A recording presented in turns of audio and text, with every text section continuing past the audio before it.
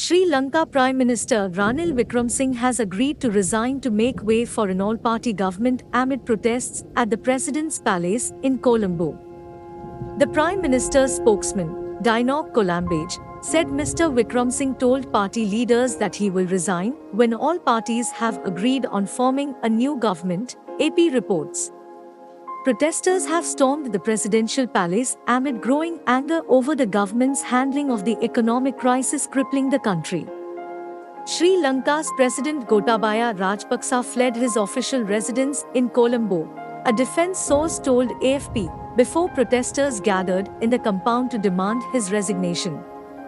Prime Minister Ranil Wickremesinghe on Saturday summoned an emergency meeting of political party leaders. In a statement issued on Saturday afternoon, his office said he has agreed to step down following demands by party leaders in parliament. Police had earlier fired tear gas at protesters who surrounded the official residence as they moved toward the main gates. The protesters eventually broke the barricades and entered the house. The economic crisis has led to a heavy shortage of essentials like fuel, cooking gas, and medicines, forcing people to stand in long lines to buy limited supplies. Sri Lanka's Prime Minister Ranil Wickremesinghe said last month that the country's economy has collapsed. The government's negotiations with the International Monetary Fund have been complex because it has now entered negotiations as a bankrupt state, AP reports.